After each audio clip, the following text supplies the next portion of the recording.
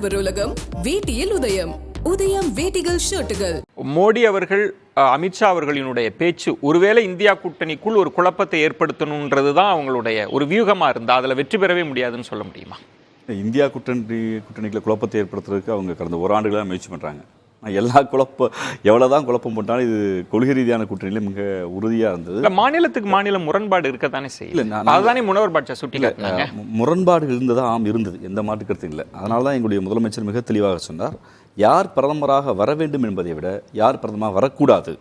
ஏன் வரக்கூடாதுன்னா, அவர் கடந்த காலத்தில் செய்த அரசியலமைப்பு சட்ட விரோத போக்குகள், மனித குலத்துக்கு எதிரானது, மொழிச்சிறுபான்மை மதச்சிறுபான்மை மக்களுக்கு எதிராக செய்த வேலைகள், நாட்டின் பொருளாதாரத்தில் சாமானிய குடிகள் மீது ஏற்படுத்திய தாக்கம், இதெல்லாம் இந்த நாட்டுடைய பிரதமராக மீண்டும் மோடி வரக்கூடாது என்பதற்காக நாங்கள் நியமிக்கிறோம். இல்ல, இப்ப வெற்றி பெற்றால், ஒருவேளை வெற்றி பெற்றால் உங்களால ஒரு பொது வேட்பாளரை கொண்டு வர முடியும்னா அதை ஏன் தேர்தலுக்கு முன்பாக கொண்டு வர முடியலன்ற கேள்வியை தொடர்ந்து ஏதாவது தேவை இருக்கா?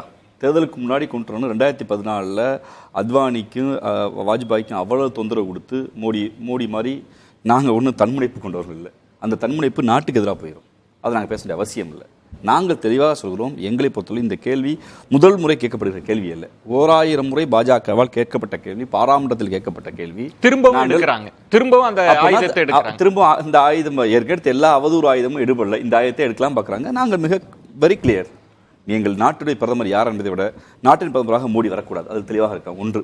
ரெண்டாவது, நேற்று பேச்சில் இது ஒன்று, இன்னொன்று மிக முக்கியமான ஒன்றை கோடிட்டு காட்டியிருக்க நாட்டின் பிரதம அமைச்சர். மத ரீதி இஸ்லாமியர்களுக்கு இஸ்லாமிய வார்த்தை பேமத்த இஸ்லாமியருக்கான இடஒதுக்கீட்டை நான் அனுமதிக்க மாட்டேங்கிறார். அது மிக தப்பான ஒன்று. நான் இங்கே தமிழ்நாட்டுடைய எல்லா இஸ்லாமியருக்கு இடஒதுக்கீடுக்கான இல்லை, தெளிவாய்க்குங்க. ராவத்தர்களுக்கு மறைக்கார்களுக்கு இடஒதுக்கீடு இல்லை.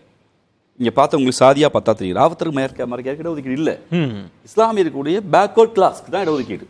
சரி, அப்படி பார்த்தா இஸ்லாமியருக்கு இடஒதுக்கீடு கொடுத்துட்டீங்கன்னு மோடி சொன்னது அப்படி ஒரு வாதத்துக்கு ஏற்றுக்கிட்டா சூர்யா மண்டலுக்கு பதில் சொல்ல எனக்கு 3.1 விழுக்காடு 3.5 விழுக்காடு கொடுத்துட்டீங்கன்னா 69 விழுக்காடு இருக்குல்ல, இல்லை 3.5 விழுக்காடு கொடுத்துட்டீங்க. மீதி ஷெட்யூல்டு அண்ட் பேக்வர்ட் கிளாஸ் கூடிய இதெல்லாம் இஸ்லாமியர்களா இந்துக்கள் தானே, இந்துக்கள் தானே பெரும்பான்மை இடஒதுக்கீடு இருக்கு. இப்ப இந்த நாட்டில் ஒடுக்கப்பட்ட பிற்படுத்தப்பட்ட இந்துக்களுக்கு பெரும்பான்மை இடஒதுக்கீடை பாஜக எதுக்குறதா? அப்ப இவர்கள் நோக்கம் பெரும்பான்மைக்கு இந்துக்கள் லாபம் அடைவது மட்டுமல்ல, அதற்கு மாறாக மதச்சண்டையை சிந்து முடிகிற தளத்துல பேச வேண்டிய. சரி, இதுல முனவர் பாட்சா இந்த பாயிண்ட்டுக்கு வாங்கல. பிரதமர் வேட்பாளர் அப்படின்ற தேவை எங்களுக்கு கிடையவே கிடையாது, முன்னிறுத்த வேண்டிய அவசியமும் இல்லை. மறுபக்கம் பிரதமர் வேட்பாளர் மோடியை முன்னிறுத்துவதே அவர்களுக்கு பலவீனம். அதுதான் ஷானவாஸ், கார்த்திகேயன், ராஜீவ்காந்தி சொல்றாங்க. அதாவதுங்க, உங்களுக்கு பழைய சம்பவத்தை தான் நான் நினைவூட்டணும். இப்போ ராஜீவ்காந்தி சொன்னார்னா யார் வரக்கூடாது என்பதற்காகத்தான் நாங்கள் பிரதமர் வேட்பாளர் அறிவிக்கலன்றார். இது புதுசு இல்லை. 1975 சிறைச்சாலையில் நெருக்கடி நிலை இந்திரா காந்தி வரக்கூடாது என்பதற்காகத்தான் ஜனதான்ற ஒரு கட்சியை உருவாக்கி தேர்தலை சந்திச்சாங்க. மொரார்ஜி தேசாய் பிரதமரா வந்தார். 2 ஆண்டுல அதுல வெற்றி பெற்றாங்களா இல்லையா? வெற்றி பெற்றாங்க. ஆனா 2 ஆண்டு கூட நிலைக்கல என்ற யார் கலைச்சதுன்னா, அதை உருவாக்கணும். ஜெயபிரகாஷ் நாராயணன் ஜனதான்ற ஒரு கட்சியை உருவாக்கும் போது ஜனசங்கம் அதுல போய் ஐக்கியமாயிடுது ஜனதான்னு.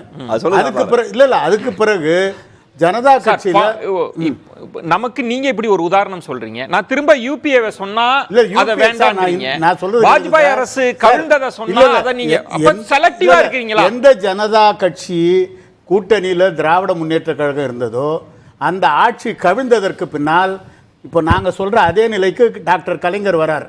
நேருவின் மகளே வருக நிலையான ஆட்சி. கார்த்திகன் சொன்னாரு, நிலையான ஆட்சியெல்லாம் கிடையாது, உலக நாடுகள்லாம் இப்படிலாம் இருக்குன்னு சொன்னார்ல.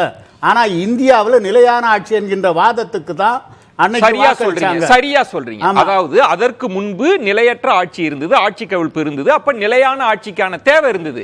ஆனா இன்றைக்கு இந்த 10 ஆண்டுகள் பாஜக ஆண்டு இருக்குல்ல, அதற்கு முன்பு 10 ஆண்டு நிலையான ஆட்சி இருக்கே, அது பேசு பொருளே இல்லையே. சொல்றேங்க, அது நிலையான ஆட்சி இருந்த போது இப்படிப்பட்ட கொள்கை இல்லாத கூட்டணி உருவாகல. ஒரே கொள்கையில தான் உருவாயிருக்காங்க, மோடியை நீக்கணும். அதை தவிர வேற எந்த கொள்கையும் கிடையாது. இவங்களுக்குள்ள ஒற்றுமைக்கும் வாய்ப்பு கிடையாது. கேரளாவில் அவங்களால சார் என்ன சார் தேர்தல் அறிக்கையில பக்கம் பக்கமா தேர்தல் அறிக்கை பக்கம் பக்கமா திமுக கூட தான் கொடுத்தது, என்ன நிறைவேற்றிட்டாங்களா? தேர்தல் அறிக்கை எது வேணாலும் கொடுக்கலாம் சார். நான் என்ன சொல்றேன், நாங்க சார் 3.5 ரிசர்வேஷன் நாங்க வந்து ஏத்துக்கிறோம் சொல்லி தான். ஆனா மோடி ஏத்துக்கலங்கறாரு சார். எங்களுடைய சொல்லுங்க சார், எனக்கு ஒரே ஒரு பாயிண்ட் மட்டும் இது சொல்லுங்க. இந்த கூட்டணி முரண்பாடுள்ள கூட்டணினா சாதிவாரி கணக்கெடுப்பை நடத்தியே தீருவோம் நாங்க நிர்பந்தித்துன்னு சொல்ற பாமக இருக்கிறதும் 3.5 வேணும்னு சொல்ற நீங்க இருக்கிறதும் இதெல்லாம் முரண்பட்ட கூட்டணி இல்லையா? இதெல்லாம் நாங்க கொண்டு வருவதற்கான நீங்க ஆட்சி அதிகாரத்துக்கு வர மாட்டேன்னு சொல்றீங்களா? இல்ல சார், கூட்டணி ஆட்சி வரும்போது சரி பாஜக தலைமையில் மோடி 3வது முறை. இல்ல சார், பாயிண்ட் என்னன்னா உங்களுக்குள் முரண்பாடு இருக்குல்ல சார். நீங்க நிலையான ஆட்சியை தரேன்னு சொல்றீங்க. நாங்க அதை வந்து நிறைவேற்றுவதற்கான முயற்சியில கண்டிப்பா ஈடுபடுவோம். சரி, எங்க நாங்க வந்து அழுத்தத்தை கொடுப்போம் அந்த ஆட்சியில, மத்திய அரசாங்கத்துல. சரி, இவங்க அதனால இவங்களை பொறுத்த வரைக்கும் இங்கே இன்னைக்கு ஒற்றுமை இல்லையா சார்? கேரளாவில் இல்ல, சரி நம்ம பேசலாம். வெஸ்ட் பெங்கால்ல மம்தா என்ன சொல்லுது, காங்கிரஸும் கம்யூனிஸ்டும் பாஜகவுக்கு துணை போகுதுன்னு பேசுறாங்க மம்தா பானர்ஜி. சரி, நம்ம இன்னொரு விவாதத்துல விரிவா பேசலாம்.